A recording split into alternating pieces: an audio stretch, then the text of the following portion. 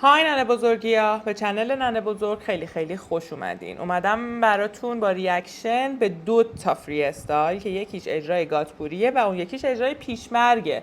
میدونم که هیچ ربطی به هم دیگه نداره، ممکنه که کات کنم، نصفیشو اینجا براتون بذارم، نصفیشو اونور براتون بذارم، مشخص نمیکنه دیگه. گاتپوری رو فقط برای این ریاکشن میرم که اگر چیزی میگه که باز من تنها دیدین که تنها آدمیه گاتپوری که من هنوز مطمئن نیستم که دارم راجبش درست فکر میکنم یا اشتباه فکر میکنم، در صورتی که این که دارم راجبش درست فکر میکنم بیشتره ها، ولی هی بهش هنوز زمان دادم. اگرم بهش ریاکشن میرم به خاطر اینکه به نظرم کارش قشنگه، درسته و خیلی واضح تر از کسای دیگه ای که تو سایدشون کامل متفاوته، این خیلی واضح تر و آنستر یه جاهایی برخورد کرده. شاید من دارم اشتباه میکنم ولی میخوام فقط ببینم چی داره میگه که حداقل خودم آروم شم که خب پس داشتی درست راجبش فکر میکردی. یعنی به آخرین تنابا دارم وصل میشم که گاتپوری اون چیزی که فکر میکنم نباشه. حالا دیگه بریم ببینیم فری استایلشو. ببخشید از تو اینستاگرام بچه ها به خاطر اینکه چرا ببخشید به خاطر اینکه جای دیگه پیداش نکردم. بریم ببینیم چجوری فقط پلی میشه. اوه ماما پیسیه. یه چند ماه به خودم قهرم نمیده بهم حال زندگی، فکر و خیالای بی خود و بی جهت افتاده تو لیشام. یه چند وقت با خودش قهر حال نمیده دیگه زندگی. سکه‌ای راحت شدن اونایی که رفتن، برای چی ما زنده؟ راحت شدن اونایی که رفتن، برای چی ما زنده ایم؟ واقعا راحت شدن. کی اینو تعیین میکنه؟ من خیلی خوشحالم اگه بدونم آدم وقتی فوت میکنن چه اتفاقی بعدش میفته. واقعا نمیدونم، هنوز نمیتونم بگم چه اتفاقی داره تو این اجرا میفته. با همه سر به ساز دارم شده خاک سرتریم، بعد برداشت میشه هر بیت شنا واسه شما خورد قلبش بنا. اگه نزدم برم چون تو خونه هست یه زن چش برام. اگه نزدی بری چون هست تو خونه یه زن چش برات. به نظر من خیلی مامانشون، باباشون، همسرشون چش براشونن تو خونه.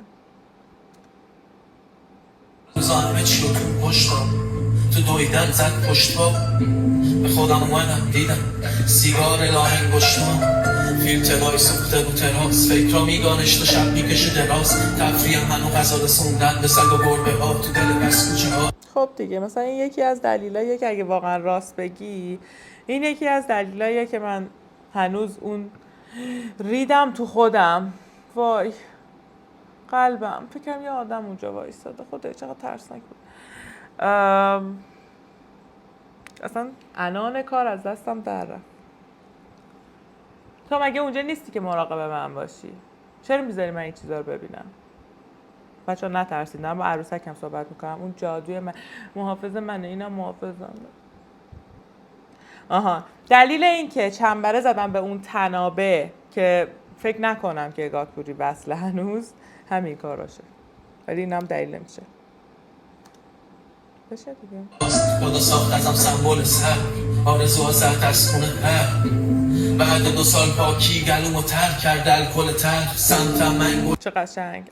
گلومو ترک کرد الکل تلخ.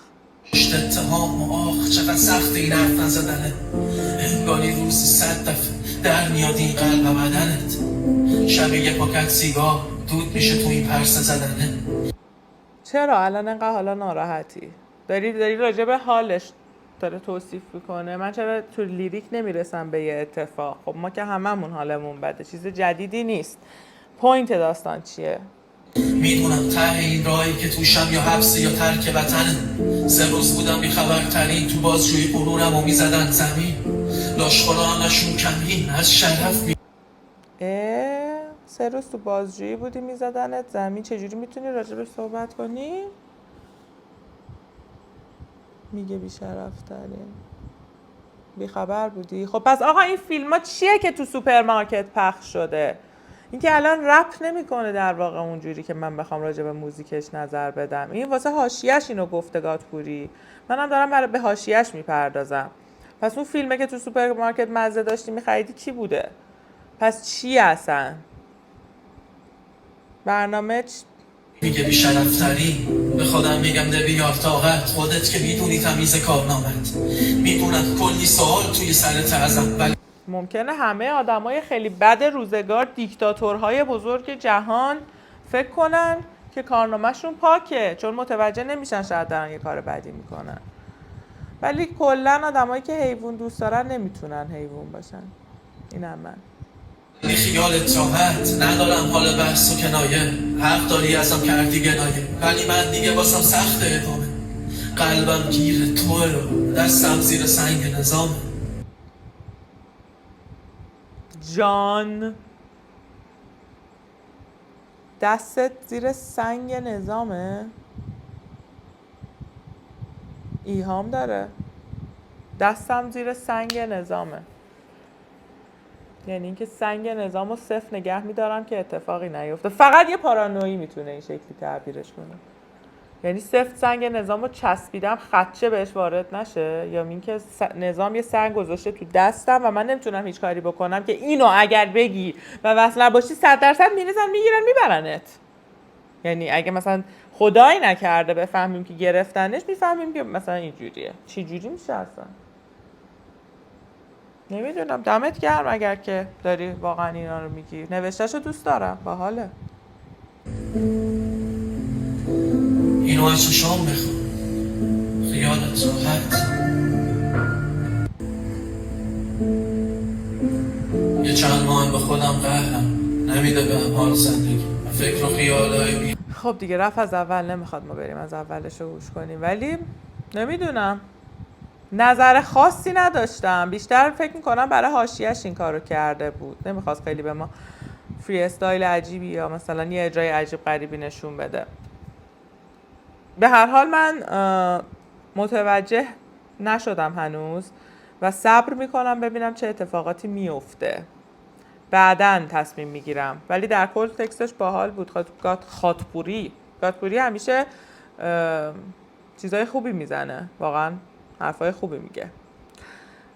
منم با این قضیه واقعا حال میکنم. من امیدوارم از ریاکشن من لذت برده باشین. لایک و کامنت و سابسکرایب به شما بدرقه راهننه. دوستتون دارم یه عالمه و هر چی بگم خیلی کمه. خداحافظ.